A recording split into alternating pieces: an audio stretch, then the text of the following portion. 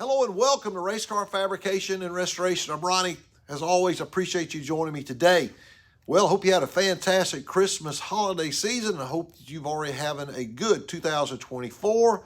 And speaking of 2024, it is time for our annual review of 2023 and all the projects we did here in the shop. Starting off with the completion of the Buick Regal after 2.5 years of work. And then we moved on to the Craftsman truck that we rebuilt. We did some work on my wife's 1952 Chevrolet pickup truck. We did a little work on the Legends carburetor, and we eventually ended up with a Ford Thunderbird that was driven by Derek Cope and sponsored by Bojangles. So we had a very busy year. Plus, we did some racing. Incredibly busy year. So let's go back and take a look. It's amazing at what all we did here. So hope you enjoy it. Right along with us.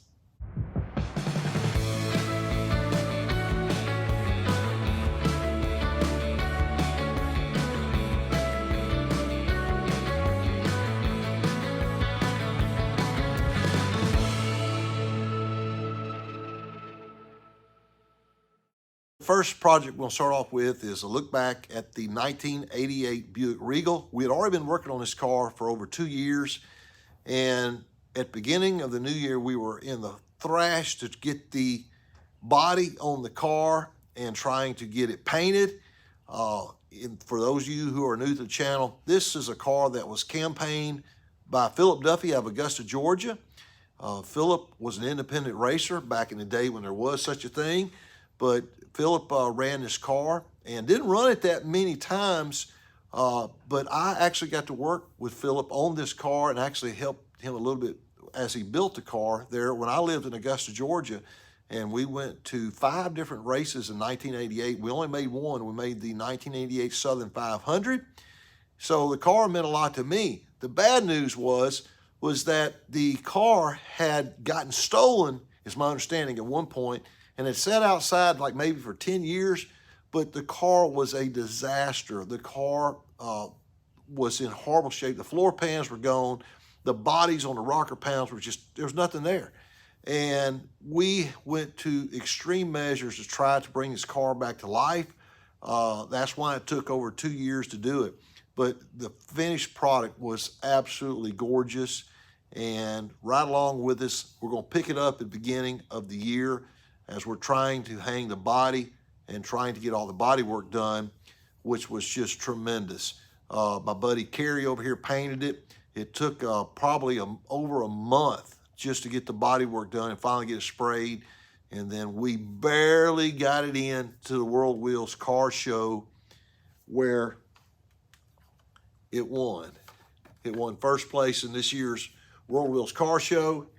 And I didn't really suspect anything different because there's not very many circle track cars up there in the competition. But this thing went head to head against some other very nice street race cars and drag cars. So it did very well, very proud of that. So let's go back and look. Hope you enjoy this.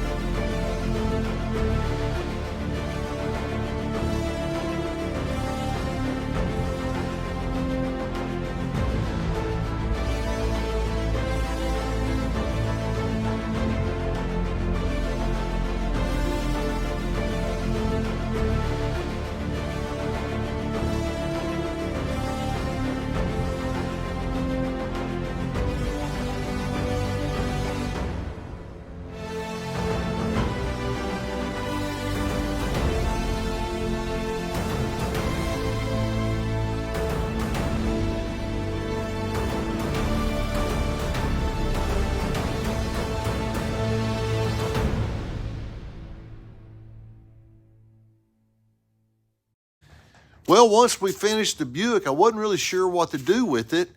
And I ran across the internet and found a gentleman that owned this Craftsman truck here behind me. It was original a John Nemechek truck that had been converted to SCCA racing. Then it had been parked for a good while. And we got to thinking that, hey, it might be a good opportunity. We could give him something he wanted and I get something I wanted. I'd always wanted one of these older trucks. So we made a deal and I headed out to South Carolina, picked up the truck.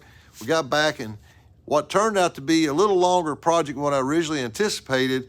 We ended up spending about 4 or 5 months on this truck, but we took it all the way down, fixed some issues it had. The biggest thing was having to cut the cross member out of the truck because the oil pan was actually sitting on the cross member and it had cracked the oil pan in 3 different places. So we had to pull the motor out, fix the oil pan. We ended up putting fresh valve springs on the motor while we had it out. Plus we did a lot of other body work to the truck after we completed the frame modification. So let's go back and take a look here at the truck and how it turned out.